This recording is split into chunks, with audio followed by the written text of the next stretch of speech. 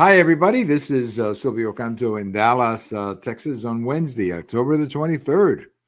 Always have to check the date when I do Bill's when I talk to you, Bill. Hello, Bill. Right. Welcome to our commentary today. Bill Katz, of course, the editor of Urgent Agenda. But one time I actually went on the air with you and had the wrong date, Yes. and you corrected me, which I'm glad you did. So I've been very conscious of that now. I always check the date, Wednesday, October the 23rd. Welcome. How's everything going in New York? I know you've got a lot to say about the election, and we'll talk about that in a minute. But how's the weather in New York? Well, the weather is fine. The political weather is between terrible and atrocious. And take your pick. Well, I Uh, tell you what, I'll let you tell me in a minute. But before I do, I got to take you back because you remember this more than I do. I remember I was alive, but I'm sure you remember more details than I do. But it was 63 years ago tonight, uh, the evening of October 22nd, that President Kennedy went to the nation and said that there were missiles in Cuba. Now, I happened to be in Cuba at the time, and I remember my parents had the speech over the Voice of America on the shortwave radio, and the speech was being translated to Spanish. And Bill, that was the first time that I had ever heard President Kennedy's voice, if you mm, can believe that. But I had seen his face, but I had never heard his voice. So anyway, any memories of that? It seems like such a long time ago, but anybody who went through that must have been really impacted by what could have happened, Bill. well, I was, yes, a lot of memories actually, because I was in the Central Intelligence Agency at the time. And I was, ironically, on the floor where the crisis was being handled. And I had not been aware of it the night before the story broke. Actually, it was broken by Senator Keating of New York, and I still believe it was actually some kind of an agreement between Keating and the president that Keating would break it first. But that's another story. And Right. yes, I came in that morning and went to the floor that I was assigned to, and there were cables all over the floor, just all over the floor, new cables. You couldn't get into your office. You couldn't get in anywhere. And you couldn't even get to the restaurant. I mean, to have your breakfast. And I said, "What is going on?" And one of the people in the hall, is very very well patrolled, said, "Well, we have a crisis, and you'll find out about it." And I was able then he got me into my office section by pressing a new keyboard on the wall, which I had never seen before.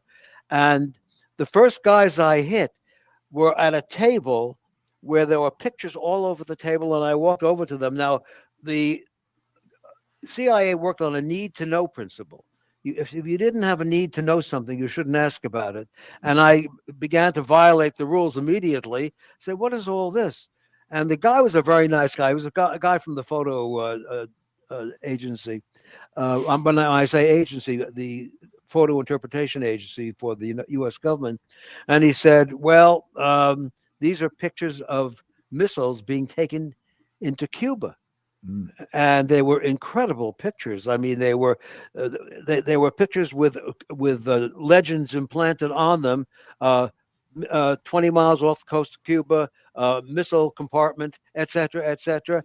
And I say, what the hell is going on here? And he said, a lot, and you'll find out about it during the day.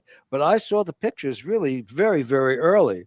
And I went into my office, and we were briefed on what was happening, that it was a major crisis, that our jobs during this crisis would be changed somewhat. You will not be doing your regular job, but you'll be doing a new job for the until the crisis is over. That's assuming the crisis would end. The crisis would end, and it went from there. And I was assigned to a new temporary position, taking over for someone else who was being put into active duty as a intelligence analyst. Uh, when I left the building at the end of the day, we knew pretty much what it was about. The president had not yet spoken to the country, but I actually went down to the White House uh, which anybody could do. I'm an American citizen to see what was going on, because when a crisis struck, there was always stuff going on at the White House. There were Mhm. reporters and all the rest. I went down to the White House, and the first people I encountered were a group of American Nazis. Remember George Lincoln Rockwell?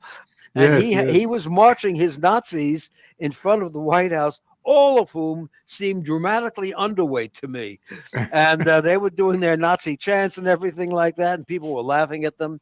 And then I went home, and the president spoke, uh, and I basically already knew what he was going to talk about. And then the clock started running, and people were concerned about the possibility that this could start a new war, that somebody would either get anxious and strike first, or a mistake could be made, or maybe this was the Soviet Union actually acting initially to start a new war. It was a very serious situation.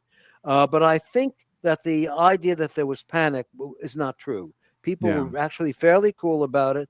The president explained everything, and then things started going. We knew that things were going diplomatically.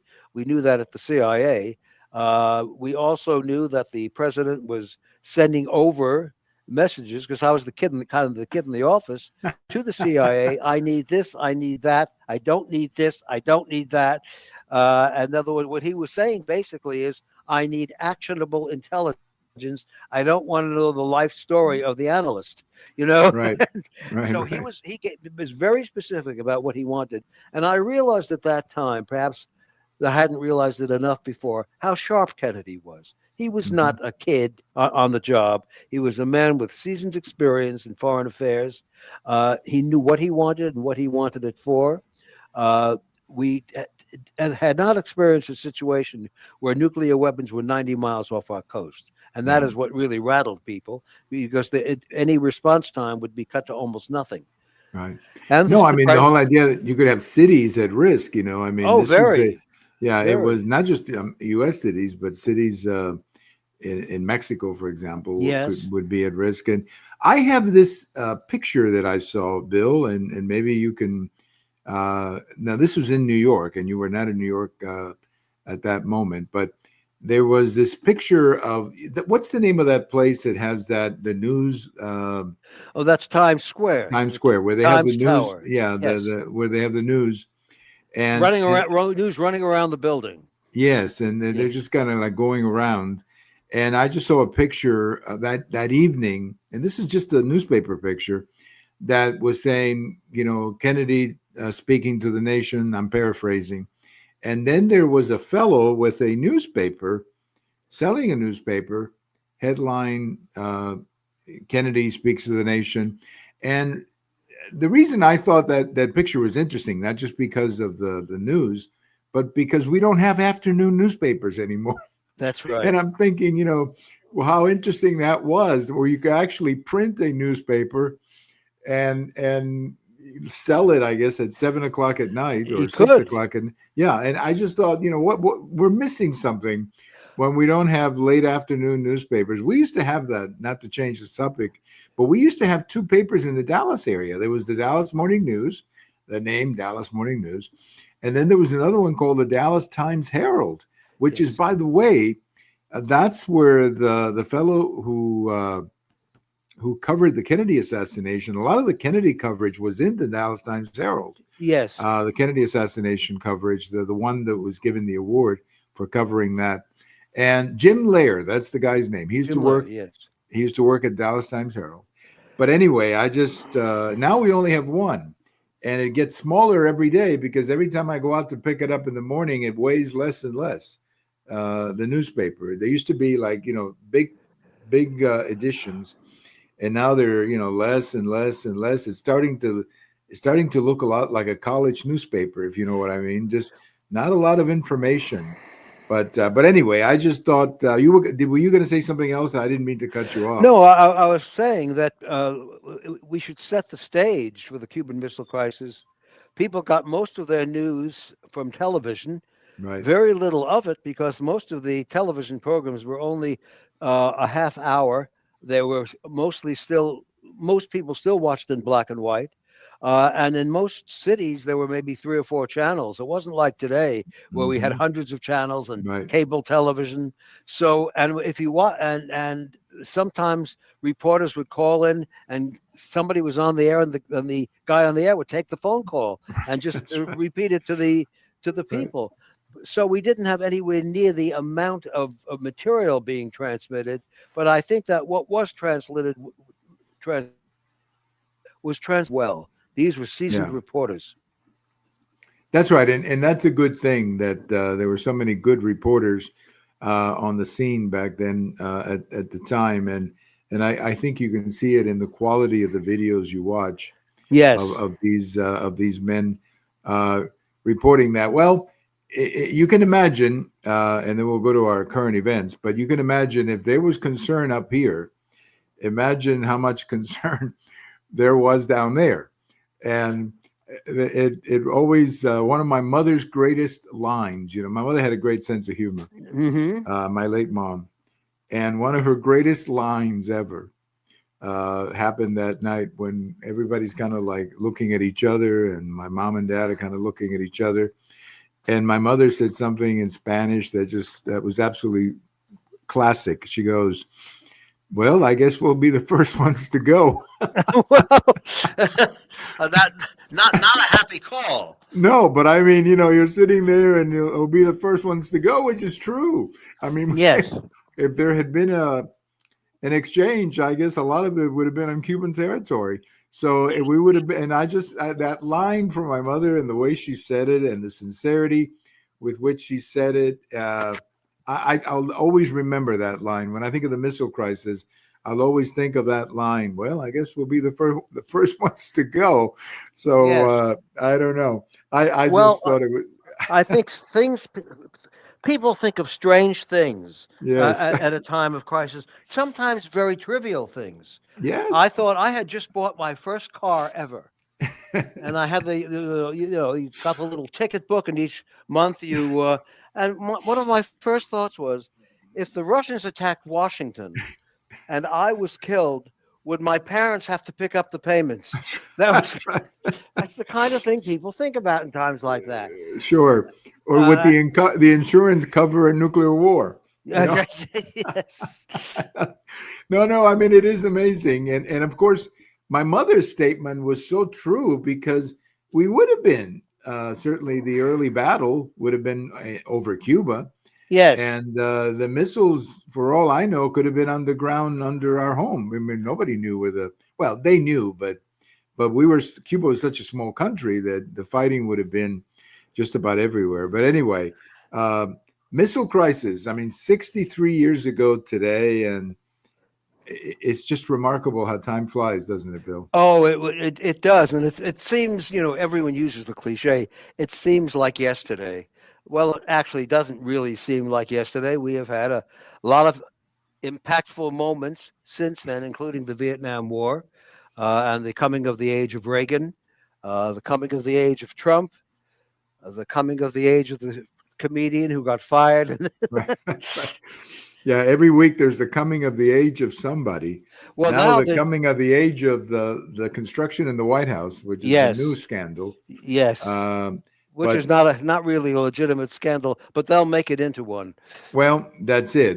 Something has to happen. I mean, Yeah. if you're not, let me put it this way: if these people are not talking about Trump, they're not living. You That's know, right. it just seems like they have to talk about Trump. There's nothing else in their lives, and I keep wondering how lonely can these people be? All they do is talk about Trump.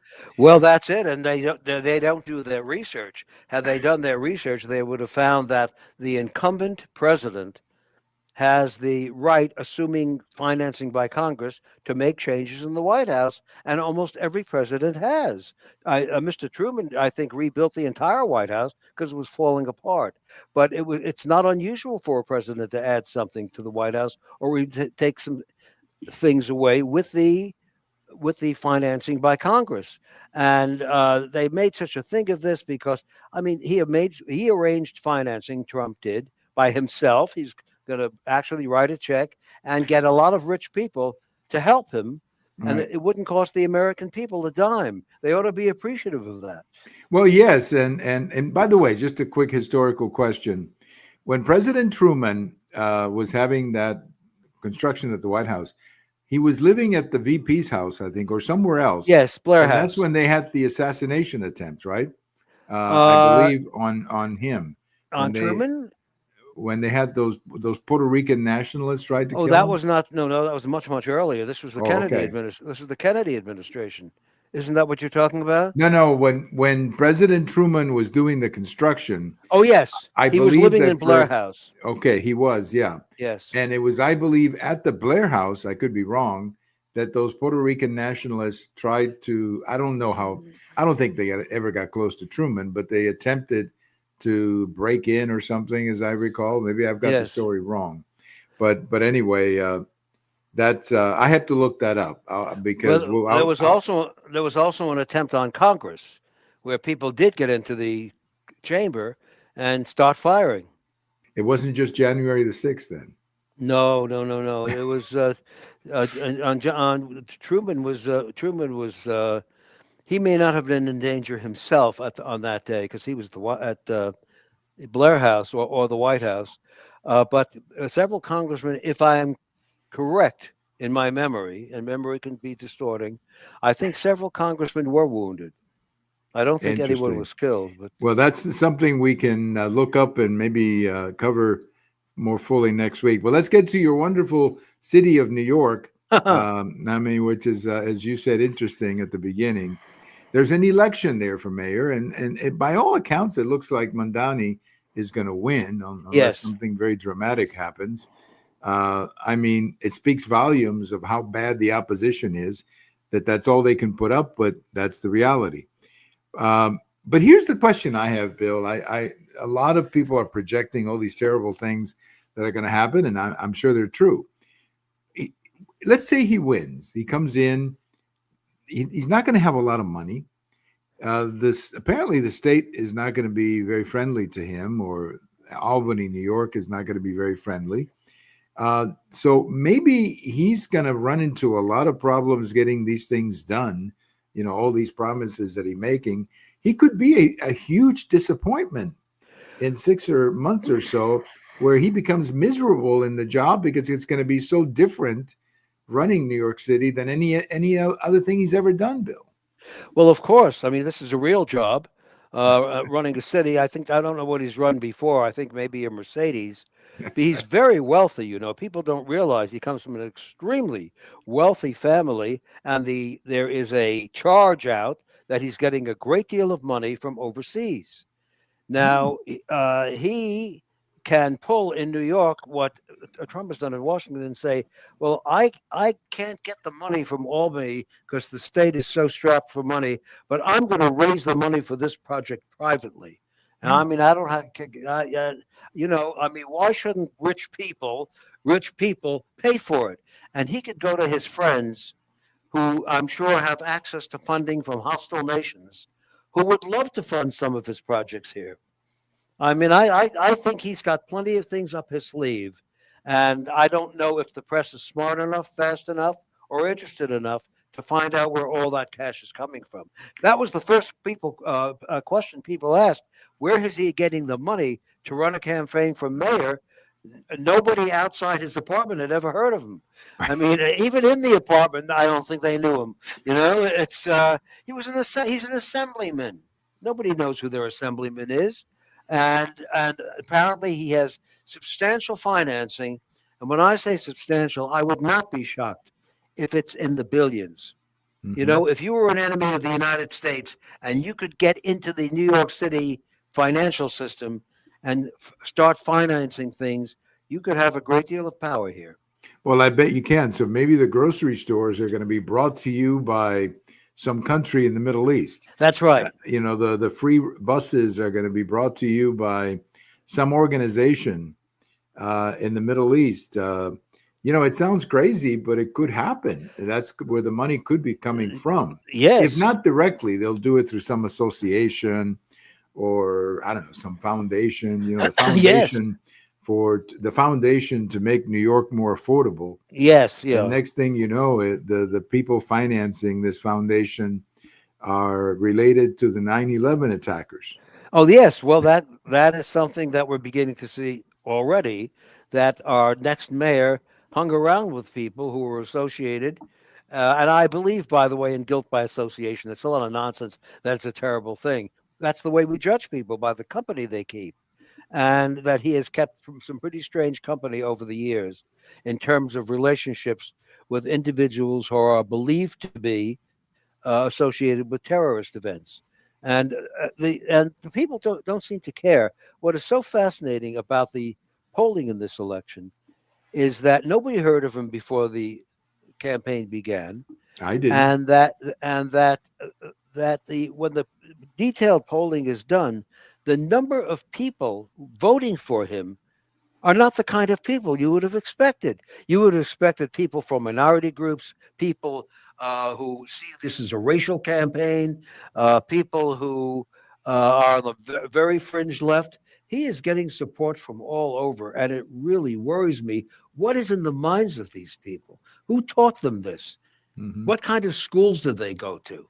Because the education system here is dominated by the teachers' unions, which are left wing unions. And I think that that is yet to come. But the polling done so far, the best of it, says it is coming from his votes are coming from some very fine, very unusual places. He's getting a large part of the Jewish vote, and he is widely regarded as anti Semitic. And now, how does one explain that? Well, Uh, I don't get it either, unless yeah, the polling data is just completely wrong, but it shouldn't be completely wrong. But the other thing too, you mentioned where the money's coming from, where the support's coming from. When he had that party on his primary, when he won the primary, and he had that party, somebody commented they couldn't find a black person or a Hispanic person that's at the right. party, that it was all a bunch of little white liberals, 30, 20 something white liberals Yes. who apparently make so much money that they're concerned about the affordability of New York. Yes. Well, yes. Oh, yeah. That is the strange thing. There are a number of wealthy people supporting him. There are people who you would think would know better, and there are people who have lots of money, which they made often from real estate transactions in New York. And these are the kind of people who on Sunday slumber in bed with the New York Times, thinking they're getting information from the Lord Himself. And a lot of them live on the west side. Some do live on the east side, but I, we are looking forward to a situation where it is possible that he will get more than 50% of the vote, which is almost unheard of in a New York mayoral election. I believe the last mayor, de Blasio, was elected the first time with 18% of the vote, but because of the way the vote is split up in New York, that wasn't all that unusual. But he may actually get a majority, and I think there should be an awful lot of reporting on this from not the usual sources, but from better sources than usual. Yeah. One point that I wanted to bring up, Bill, everybody keeps talking about they want this fellow Curtis to drop out. But Yes. I would argue from watching the debate or parts of that debate they had and watching Cuomo on television, I think Cuomo is maybe the one who should drop out because he's got nothing on the ball. I mean, Cuomo looks to me like, like they used to say in baseball, he has nothing left in his pitches. I mean, he's Yes. done. And the other day I saw him on television. He's not the Cuomo I remember even a Yeah. couple of years ago. So maybe Cuomo should drop out and give this fellow Curtis a one-on-one with him. I think Yes. Curtis would be, I forgot his last name, Curtis Sliwa. Slewa. Slewa. So, yeah. I think Slua would be a heck of a lot better one-on-one with Mandani in a debate. Because look, I'm not saying he's perfect, but at least he's combative. He's willing to fight for Yes. some. Cuomo is, I'm sorry, but Cuomo is very slow these days. He's not. Well, yes, he hasn't made any impression. No. Look, I think the election is probably sealed. I shouldn't really say that because I'm getting ahead of the story, and the election is going to be held in 2 weeks. And look, something can come up in these 2 weeks. Somebody might be holding something back about our probable next mayor that is so bad that people just won't go to the polls. That's another possibility, that people just won't vote, and that can happen too. But if the present trend continues, the old journalistic cliche, he has it, and I think that the reaction of many important people in New York is going to be one of sheer dread. I know the Wall Street people are appalled by the whole thing because he hates them, and he will do anything to get hit them to finance everything he wants to do. That's what he's saying. I mean, Yes, he's not hiding any of this. He's telling us exactly what he's going to do. So when somebody tells you what he's going to do, maybe we should listen to what he's yeah, saying. Bill, just quickly, next door in New Jersey, they have a very interesting election that was not supposed to be within the margin of error, but it is. And I don't know if this is at all related to New York, but the the lady who's running for governor as a Democrat has basically stayed away from Mandani. The yes, Republican has tried to force her to say something, but she's like, "Hey, I'm running for governor of New Jersey. I'm not going to get involved." But New Jersey seems to be having there's like a revolution inside of New Jersey, in the yes, suburban and rural areas, and they could be electing a Republican so you could have this celebration on election night where you have this Republican winning in New Jersey and this Mandani winning in New York City, and people must be saying two different planets, Bill. oh, completely. The the state areas are very divided in this region. I don't know about other regions, but in New York, you have, first of all, New York City and New York State outside New York City, and they are not the same. They're very, very different, and that is why Republicans have such hopes to win the governorship next year in New Mm-hmm. York, because uh, the governor is not popular. It would be Elise Stefanik, very well known, especially upstate, as an independent Republican voice, and very, very popular. She could do it, but there have been many suggestions over the years that New York City should separate itself from the rest of the country and become its own state. I don't think that can be done without an act of Congress, but there are many people who feel Yeah. that we have nothing in common with the rest of the state. Well, I don't think you have. I mean, New York City has a lot in common with Buffalo, let's say. No, but more with Buffalo. New York, upper New York is a farming area. Right. They grow apples. They really do grow apples, and they can be a very big factor, especially if people in New York City don't vote or are just Well, Bill, bored we're, with the we're whole thing. getting a comment from one of our viewers, and a very interesting comment. I think I like to bring it to your attention. This Sure. lady is saying Wall Street can maybe rally people not to vote for Mandani. Well, is that possible that Wall Street could say, I don't know how well connected Wall Street is with the voters, but that Wall Street could persuade people and explain to people the dangers of a Mandani uh, victory? Or I'm just curious, how would you react to that? Well, it can be done. I think you can. There have been elections held in which people were encouraged not to vote or to write in somebody's name. There have been write-in elections, and a Yeah, small number of them have succeeded. But you could certainly tell people, is this what you really want? right. It's better to just stay home, and let the real New Yorkers vote, or things like that. It doesn't have to be Wall Street, by the way. There are any number of forces that can be brought in depending on financing. But I could easily see television commercials narrated by somebody considered highly trustworthy, somebody Right. the people of New York trust, and say, we cannot go in that direction. The state will explode, or will collapse. Just don't vote. Just don't vote. Stay home. Right. What about, are you surprised that President Trump hasn't gotten more involved, let's say, supporting the Republican in the race?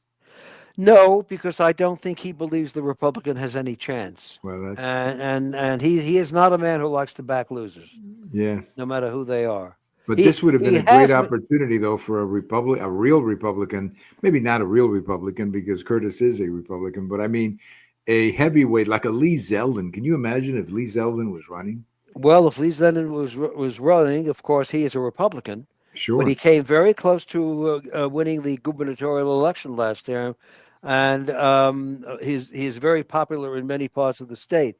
Whether a Republican like Zeldin could be elected mayor of New York, I don't know. The last one, true Republican to be elected, was Giuliani Right. during a time of crisis, and he kind of ran not as a Republican but as the Giuliani party. And people liked him. He was law and order. The city was falling apart as it is again. It goes through these periodic phases, and he was elected basically because of the crime issue, Right. and because the current mayor at that time was not overwhelmingly popular. Right. Uh, Well, but a number of things could happen. Look, people could stay home. that's it. People could stay home, and that could be the key to it, or some bombshell could be dropped. I think that what if the Republican Party would wake up occasionally in New York and realize that the only function in life is not golf, that maybe they could have gotten that very famous citizen. They would need somebody on the level of Eisenhower, Right. somebody who was trusted, reputable, an honorable person, and maybe that person could have turned it around. It is quite possible. Awfully late. Well, Awfully late. Bill, before we get to the Middle East, because I know we're short on time and I wanted to at least take a few minutes about the Middle East. I think if I lived in New York City, I would vote for LaGuardia. I would write in, Yes. I would write in LaGuardia, as my candidate. I know he obviously he passed away, I'm sure, many years ago, but Yes, he did. at least the city ran well when he was. Well, that's the kind of man you would need at a moment like this to step in and say, "You remember when I was mayor? I must speak out." Yeah, and you Right, know me. exactly. You know me. Oh, he was a tough guy, LaGuardia, a Yes. very beloved mayor. Well, he can say they named an airport after me, They so I sure must have did. been okay. Yeah. Well, the Middle East, Bill, the vice president is over there now, and he sounded pretty optimistic the other day when he spoke. And I guess I always knew that it was going to be difficult to do, but I guess it is getting done, Bill. Yeah, I know we don't have a lot of time, but No, if that's you all could right. give me a 2 or 3 minute. We can go a few minutes longer. It's Oh, okay. great, great. All right. Well, let's give me your take on what's going on in the Middle East, where, as someone always said, the Middle East is always interesting. It's always interesting, and the Middle East is right now at a very much at the cliche at a crossroads, because we have never been in this situation before. The Right. president has been very, very good at getting coalitions together in the Middle East that weren't coalitions before. Now, whether that extends to getting the war stopped permanently is a different story, because the people who would like it to go on longer, and includes Hamas and the rebels within Hamas, are not interested in coalitions. But I think he could probably raise from the coalition members that he's put together enough of a force to at least bring things to a temporary truce, and that would Right. be very, very valuable.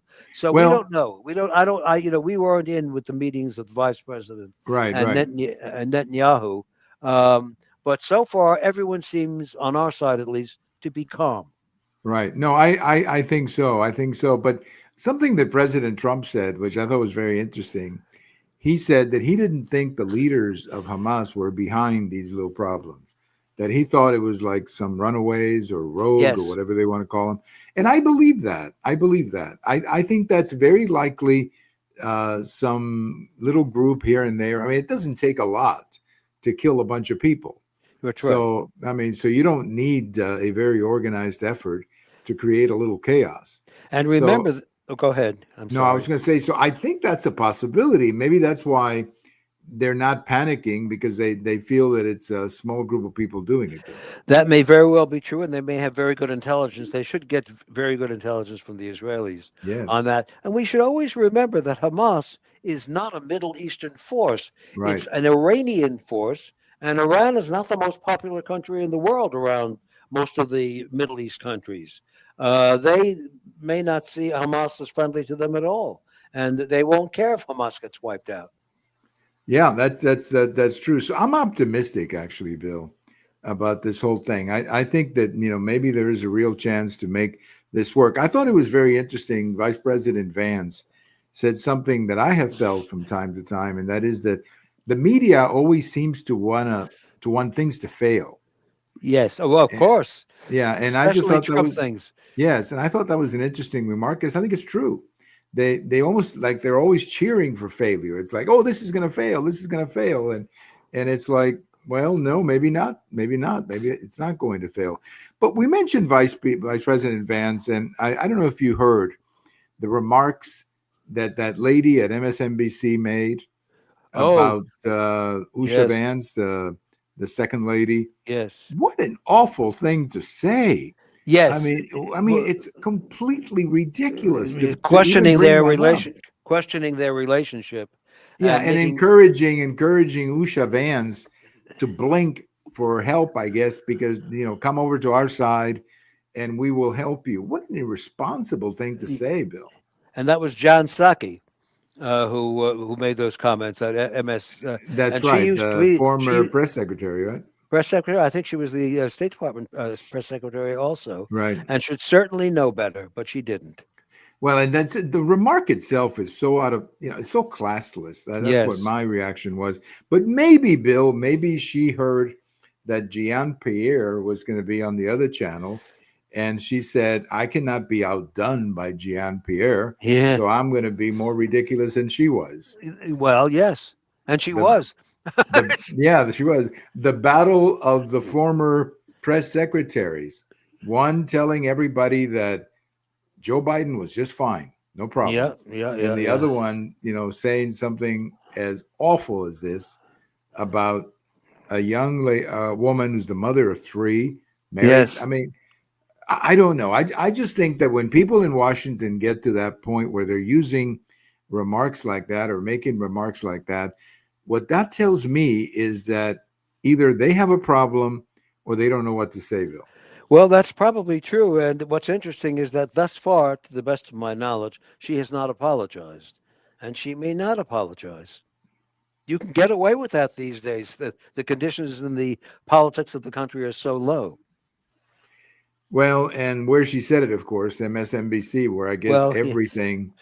anything can be said in that network. I mean, it's amazing what that network has become. Well, Bill, I'll leave you with something to think about until our next get together next week. Okay. A new poll came out of what could happen in the Democrat Senate primary. At the moment, the primary is not till March. There's a long time, but a new person may be coming into the race.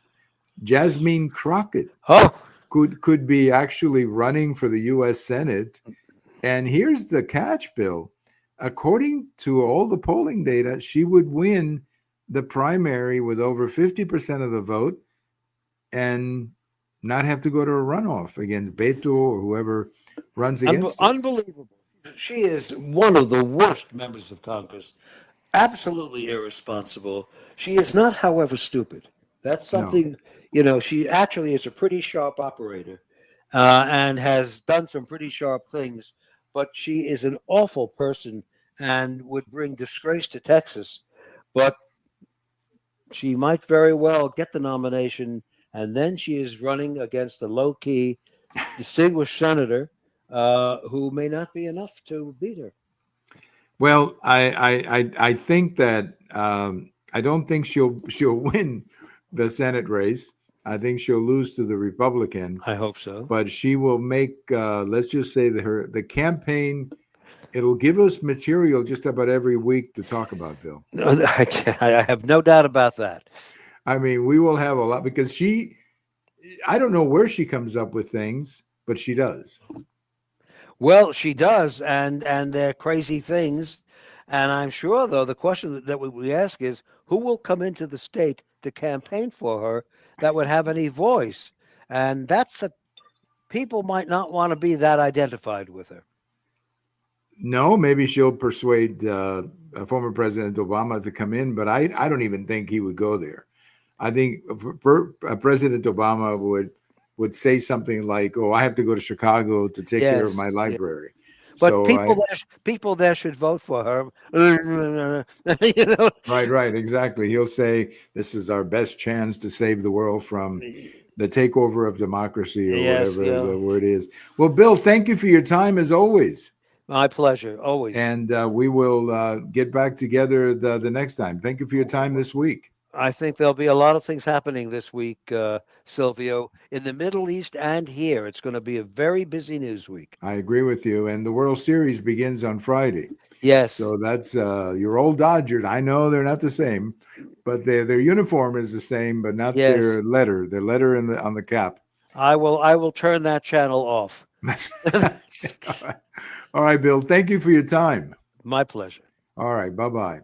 Our good friend Bill Katz, the editor of Urgent Agenda. We chat with him once a week, and this is it's not a video type message, but it's he joins us by audio. That's why you see that little ball there on the right hand side. That's Bill. But anyway, we always get into a lot of stuff. But what's happening in New York City is absolutely amazing.